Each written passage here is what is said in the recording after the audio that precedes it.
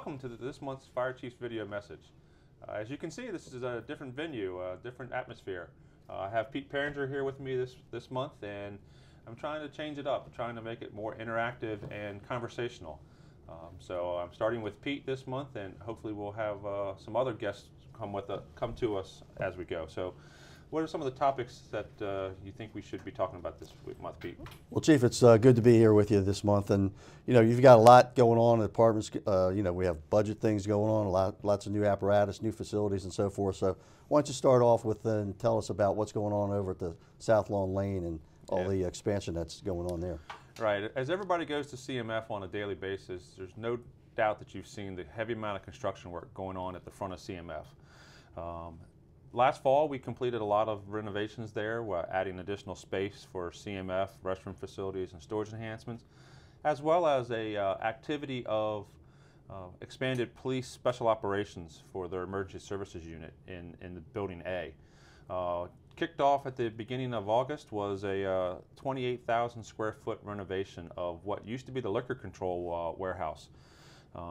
That'll have a lot of fire service activity, so consolidating into that new building, or that new component of Building B, will be the logistics storeroom from Dover Road, EMS supplies from Dover Road, radio MDC operations from Quince Orchard Boulevard, and the SCBA shop from Grovemont. So once we get finished in the September timeframe, as construction delays will ultimately push us back from what we think will be August, we'll be able to have a one-stop shop at South Lawn, or a campus type environment.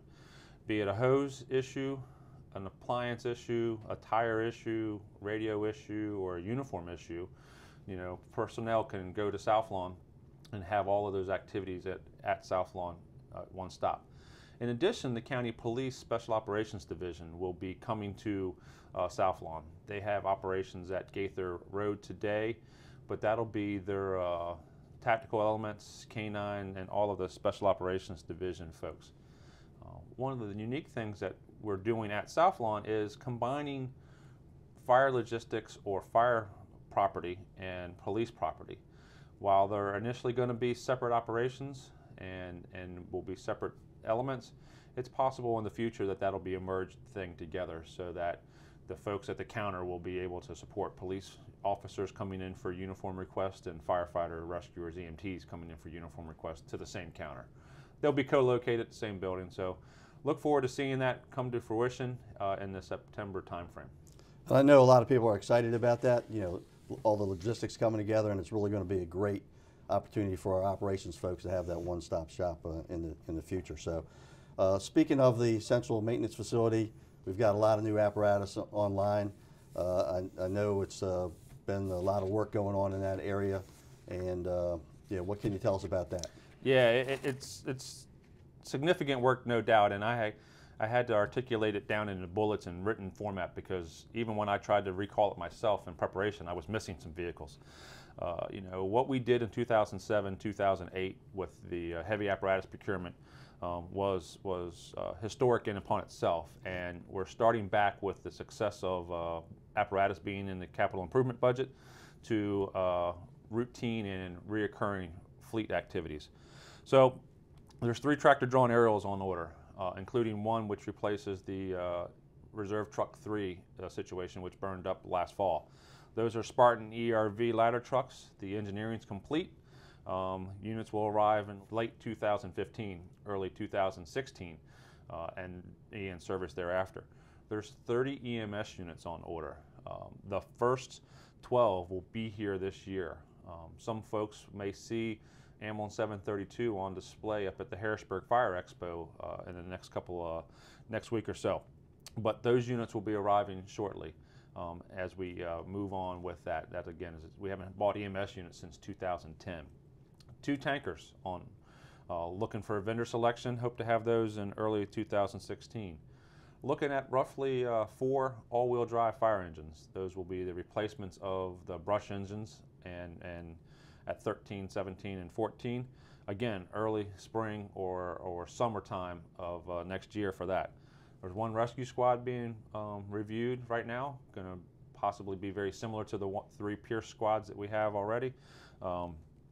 Looking at another all-steer tower from Pierce as well, and these are all calendar year 15 budget item apparatus purchases that are in the mix. County Police and Fire Rescue are jointly working on the development of 2 new command units to expand the units that we have in Field Com 1 and Command Post 700. Those units, there's an engineering trip scheduled in the next couple of weeks for folks to start that process, and expect to see that unit, about this time next year. New Battalion 703 will be around the corner shortly. Folks have seen new EMS 701, EMS 703 on the street already, and that's a definite improvement for the EMS supervisors. On the near future, looking at a engine proposal for 20 new engines over the next 4 to 5 years. And that'll be something similar to what we have today, but we'll have to actually write a new spec, a new solicitation, and have a new contract awarded for that. So that's on the activities that are directly being programmed by Fleet. The LFRDs are as busy with apparatus, and new Rescue Squad 742. Engineering's been complete. Wheaton has signed a contract with that provider. That unit will be here next summer. New EMS units at Ambulance 708 Charlie, Wheaton Squad, Ambulance 705, Ambulance 729 Charlie. Some of those are already in-house, getting ready to be inspected. Some of those will be in-house shortly, and some of those will be, later this year and as such. New engine 703 Bravo is at Station 3 and is in the upfitting and configuration phase. Folks from Burtonsville were out in Wisconsin just recently for an engineering conference for a new truck 715. That'll be a replacement for their ladder truck that's in the late 1990 vintage. New tanker at Laytonsville, new tanker 717. Laytonsville submitted specifications for. There's additionally new boat support units that have been purchased and have been in the upfitting phase for both Station 10 and 30. So a lot of apparatus activities going on. Well, I lost count there, but I guess in the next couple of years we're looking at upwards to 100 new pieces of apparatus in the county. So pretty impressive, a lot of work, and I know everybody's looking forward to getting that new apparatus on board. So the people that ride on the apparatus, are doing a lot of good work out there. You see it every day. We get a lot of feedback from the community. But what can you highlight, or what do you want to say or mention about some awards and recognition? As I said every time we've come to the video, and I've talked about the videos, every activity there's somebody to recognize, because we get messages in the office every day with kudos to folks and great recognition. Upcoming, one of our 911 call takers is getting a great award from the Maryland Starler Life Award for being the EMD Provider of the Year. Rebecca Ramirez at ECC. On May 19th, she'll be going to Annapolis with staff from ECC and receive her award as the Maryland EMD Provider of the Year.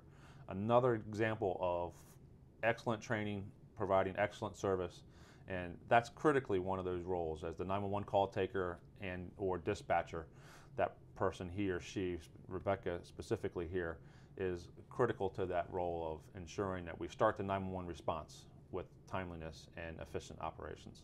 Well, we all know that communications is a vital link, and certainly everybody does a great job there, so congratulations to her. How about, this is a busy time of year, springtime, going into the summer. What kind of activity can you anticipate, or what do you want to talk about as far as the upcoming events and activities? Right, so the week of May 17th through 23rd is the National EMS Week. 85,000 EMS calls last year, roughly, out of 112,000 total calls. 67,000 patients transported to the hospital last year. No doubt, the 3,000 men and women of MCFRS, all of which are EMS providers at the EMT level or higher, are there every day as an integral part in the healthcare service to our community. Last month, I highlighted the fact that our PSTA received the accreditation from the Commission on Accreditation of Allied Health Education Programs. Great accomplishment, and it's only an indicator, a small indicator of what goes on at the Academy and what goes into our training. For the first time in my memory, in March, we were able to fill all of our firefighter paramedic vacancies throughout all the stations. Traditionally, that's been a challenging point or a pinch point that we've been unable to accomplish. We would be able to fill all the firefighter vacancies, but didn't have enough paramedics to fill the vacancies. March and even through today, the day of our taping, we still have all of the firefighter paramedic vacancies and all the stations filled. Great accomplishment to the academy staff, Dr. Stone, EMS sections, and the folks for mentoring and program management of the preceptor program. So no doubt indications of quite great work. Now, that's EMS week upcoming, as well as what we've been able to do with our ALS training program. That's only the start. We have to continue that. We have to perpetuate that going forward and ensure that as we work forward and I try to get the remaining 6 engine companies upgraded to AFRA capacity and provide a paramedic in every station throughout the county, that we continue with the training to support that and have that human capital ready to that 911 call. What we need to do on the greater community outreach role upcoming is, as you and I have talked about, roll out the next Summer of Safety campaign. Roll out a redesign to our Safety in the Neighborhood program. Senior staff and I met recently with the regional service directors for the county executive's office, talking about how our involvement in the community needs to be adjusted to more community-based activities, homeowners association meetings, community events, and the such, and use those as our interaction points. While that's one method to do that, we still have appropriate times of the year where we need to be at our local grocery stores or our local home centers, providing a timely, just-in-time delivery message for community education. The Maryland State Fire Marshal's Office has 2 identified points in the spring and the fall now for community outreach focused activities, and we're going to appropriately support the State Fire Marshal's Office role there. In addition, as our Summer of Safety last year did, we may have barbecue on a weekend, we may have pool safety, we may obviously have fireworks safety on or just before the 4th of July. So as we developed that last year, and that was one of the things that you rolled out last year, the folks should see that coming very soon. We have a kickoff planned in the middle of June as we kick into summer, as school ends, and Summer of Safety will be, again, a method of communications. So, of course, it all really starts with the Potomac River around Memorial Day. We'll be down there talking about river safety, and of course that will roll into the summer. So thanks for mentioning that. I know we're looking forward to that and continuing that chain of survival. It really takes the community and our training academy. You mentioned all the folks that really are out there saving lives and all that. And in order to do that, we need to talk about the budget. No doubt, no doubt. And we are at the very last steps of the budget for FY16.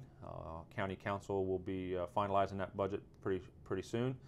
We've had a very positive council session this year and joint meetings with management and budget, council, staff, and the Public Safety Committee. I'm very positive that the budget has all the support it needs from the executive's office as well as the council and the Public Safety Committee. So the improvements that we had seen in the budget, additional staffing at Station 40, additional staffing at Central Maintenance, and components of infrastructure support are there and are getting funded for the FY16 program. Still got work to do. As I said, still want to work towards the additional ALS capacity at the 6 stations that don't have that today. But we have a step forwards with the FY16 budget, and that'll be finalized here in the next couple weeks.